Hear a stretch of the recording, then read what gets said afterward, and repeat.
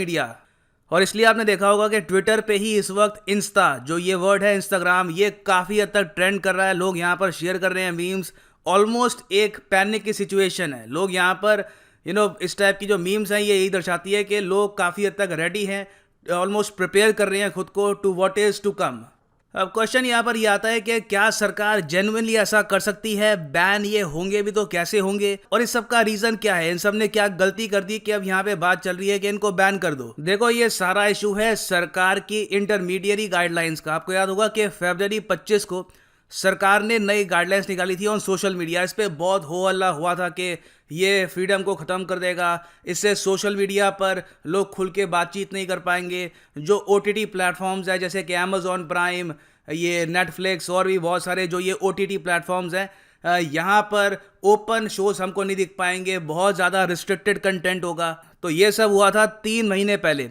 सरकार ने बेसिकली यहाँ पे क्या कहा था कि जो भी बड़े सोशल मीडिया प्लेटफॉर्म्स हैं जैसे कि फेसबुक, इंस्टाग्राम, ट्विटर, इनको यहाँ पे इंश्योर करना होगा कि अगर सरकार किसी कंटेंट को कहती है कि ये कंटेंट खराब है, ये कंटेंट देश की जो सॉवरेनिटी है इसको डैमेज कर सकता है, समाज में अशांति फैला सकता है, तो 36 घंटे के अंदर अंदर आपको जो ये कंटेंट है ये रिमूव करना होगा और एक प्रॉपर कंप्लेन मैकेनिज्म आपको एस्टैब्लिश करना होगा। काफ़ी बार ये भी देखा गया है कि अगर मान लो कोई महिला है, उसको हरास किया जा रहा है ऑनलाइन, तो वो कंप्लेन करने के लिए जाती है, तो कंप्लेन रिसीव होने में, कुछ एक्शन लेने में ही काफ़ी टाइम लग जाता है। तो यहाँ पर यह भी इंश्योर किया गया कि विमेन अगर कंप्लेन करती है कि उनको हरासमेंट फेस करनी पड़ रही है, दे आर फेसिंग प्रॉब्लम्स, तो उसका निवारण भी जल्द से जल्द होगा और प्रॉपर ऑफिसर्स यहाँ पे सेटअप किए जाएंगे इन सोशल मीडिया प्लेटफॉर्म्स के ऑफिसेज में, जिससे इंश्योर किया जाए कि सरकार की बात और जनता की बात प्रॉपरली ये लोग सुने। अब जो ये गाइडलाइंस थी ये सिर्फ ट्विटर, फेसबुक के लिए नहीं थी, ये अमेजॉन प्राइम और नेटफ्लिक्स के लिए भी ऐसी थी कि कल को अगर मान लो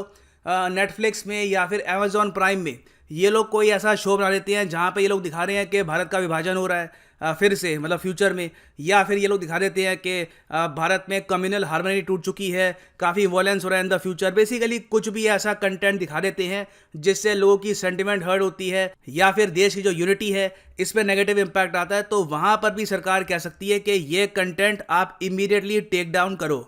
तो ये सब गाइडलाइंस जो सरकार ने दी थी इन सब कंपनीज को, इन्होंने इस पर अभी एक कदम भी नहीं उठाया। सबकी सब कंपनीज जहां पर थी वहीं पर है और कुछ एक्सप्लेनेशन भी नहीं दी कि देखो पेंडेमिक चल रहा है, हमारे पास प्रॉब्लम आ रही है, अभी हम अभी के लिए ये नहीं कर सकते, हमें एक्स्ट्रा टाइम चाहिए।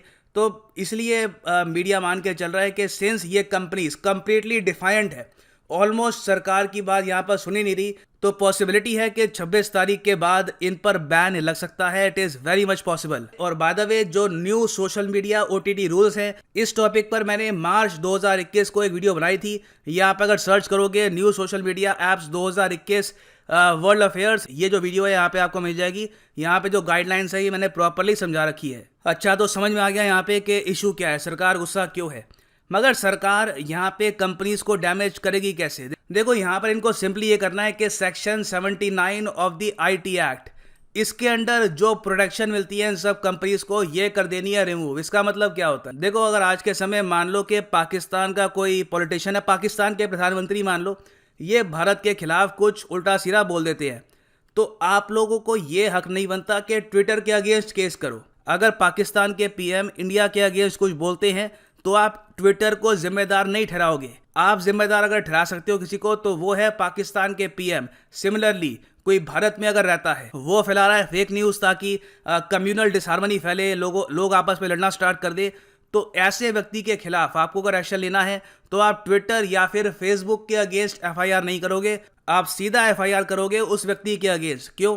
क्योंकि देखो, section 79 of the IT act ये यहाँ पर ये कहता है कि जो ये प्लेटफॉर्म्स हैं, फेसबुक, इंस्टाग्राम, ट्विटर, इनकी जिम्मेदारी नहीं है, ये लोग लायबल नहीं होंगे for third party information, data, communication link made available और होस्टेड बाय देम। तो in very simple words, criminally इन पर कोई चार्ज नहीं लग सकता। अगर मान लो कल को कोई आतंकवादी कहीं पे अटैक करता है, उसका लाइव ब्रॉडकास्ट वो फेसबुक पे कर देता है, तब भी फेसबुक पे आप कोई केस नहीं कर सकते। फेसबुक यहाँ पे कंप्लीटली सेफ है।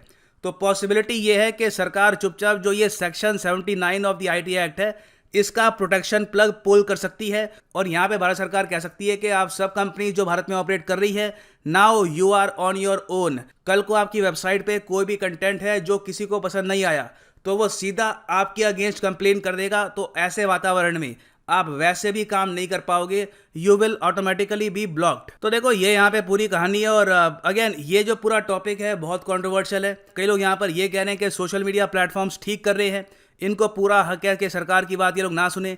दूसरी तरफ लोग ये कह रहे हैं कि देखो ये भारत में रहते हैं, भारत में इनका मैसिव यूजर बेस है, हमसे ये मिलियंस ऑफ डॉलर्स का रेवेन्यू कमाते हैं, मैसिव प्रॉफिट कमाती हैं ये सब कंपनीज फ्रॉम इंडिया। तो एटलीस्ट इतना तो करना चाहिए कि सरकार जो यहाँ पर कह रही है इसके ऊपर एक्शन ले। मगर यहाँ पे लोगों के जो ओपिनियन है काफ़ी हद तक बटे हुए हैं।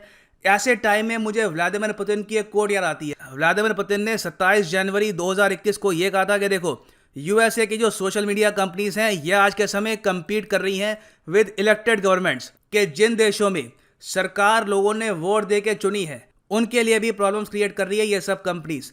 इंडिया में हाल ही में हमने देखा कि बाहर के देशों से एक टूल किट बन के आया और टूल किट के जरिए इंडिया में कैसे प्रोटेस्ट करना है, फार्मर प्रोटेस्ट के इशू को लेकर ये बात सर्कुलेट की गई। देखो प्रोटेस्ट अगर ऑर्गेनिक हो, नेचुरल हो, अपने आप खड़ा हो रहा हो वो अलग बात है। मगर बाहर के देशों से कुछ ग्रुप्स ऐसे लोगों को एक टूल किट दे देते हैं। टूल किट होता क्या है? टूल किट होता है सेट ऑफ इंस्ट्रक्शंस। मान लो आप एक कमरे में बैठे हो, 100 लोग हैं आपके साथ, अचानक से 90 लोग उठ के आपके खिलाफ बातचीत स्टार्ट कर देते हैं तो आपको अजीब लगेगा। अचानक से 90 के 90 लोग सीट पे खड़े हो गए और अब मेरे खिलाफ यहाँ पे बातचीत कर रहे हैं। ऑब्वियस सी बात है कुछ यहाँ पर प्लानिंग हुई है, कुछ यहाँ पर इनको बताया गया है कि इनको ये सब बोलना है। तो टूल किट में भी ऐसा ही होता है। अगर मान लो कोई ग्रुप है वो चाहता है कि इंडिया के अगेंस्ट कुछ बातचीत करी जाए तो वो लोग क्या करेंगे कि अमेरिकन सेलिब्रिटी को देंगे एक टूल किट। अब अमेरिकन सेलिब्रिटी को शायद मैप पे पता भी ना हो कि इंडिया की प्रॉपर लोकेशन क्या है, इंडिया की कैपिटल कहाँ पे है, भारत में इशू क्या चल रहा है। तो ये सब प्रॉब्लम सॉल्व करने के लिए उसको वो दे देंगे टूल किट के देखो ये आपको ट्वीट करना है, कोई आपसे कोई सवाल पूछे तो ये जवाब दे देना और इस तरीके से आपको पूरे प्रोटेस्ट में पार्टिसिपेट करना है। तो सिंस सोशल मीडिया में ये सब हो चुका है, हम ये भी देख चुके हैं कि सोशल मीडिया कैंपेन्स का बहुत बड़ा इंपैक्ट होता है आज के समय रियलिटी पर, इवन छोटे शहरों में। तो नीड देखो यहाँ पर डेफिनेटली है कि कहीं ना कहीं कुछ कंट्रोल हो। मगर फिर यहाँ पे एक और क्वेश्चन आता है आर्टिकल 19 सब सेक्शन 1 का, कि इसका क्या हुआ? यहाँ freedom to the right to the freedom of speech and expression, ये कहाँ पे जाएगा? कई लोग यहाँ पे कह रहे हैं कि ये एक तरीके से शुरुआत है आर्टिकल 19 को दबाने की और इन द फ्यूचर ऐसे स्टेप से भारत में freedom of speech and expression ये हो जाएगी काफ़ी हद तक कम। और ऑलरेडी मैं आपको ये बता दूं कि वर्ल्ड प्रेस फ्रीडम के मामले में भारत की रैंक ऑलरेडी बहुत ज़रा ख़राब है। हमारी रैंक अभी के लिए है 142 आउट ऑफ 180 कंट्रीज़। 180 कंट्रीज़, तो देखो अभी काफ़ी ख़राब हालत है हमारी। और अगर मैं आपको ये बता दूं कि अगर हम लोग यहाँ पे सोशल मीडिया को और बैन कर देते हैं तो इस लिस्ट में डेफिनेटली हम यहाँ पे और ज़रा गिर जाएंगे और हमारी रैंक ख़राब होगी और हो सकता है कि हम यहाँ पे रशिया जैसे जो देश है इनके भी पीछे गिर जाएं। तो मैं जानना चाहूँगा यहाँ पे आपका ओपिनियन कि आप यहाँ पे क्या सोचते हैं। आपके हिसाब से क्या भारत में सोशल मीडिया जो प्लेटफॉर्म्स हैं इनको बैन करना चाहिए अगर ये गाइडलाइंस फॉलो नहीं करती, या फिर नहीं बैन तो ठीक नहीं है, बातचीत करते रहो, इनको बोलो कि देखो थोड़ा बहुत यहाँ पे आप अपनी तरफ से एक्शन लीजिए, इस पर एक्सटेंशन देते रहो और कहीं ना कहीं इसका सोल्यूशन निकालने की कोशिश करनी चाहिए। बताइएगा इसके बारे में कमेंट सेक्शन में।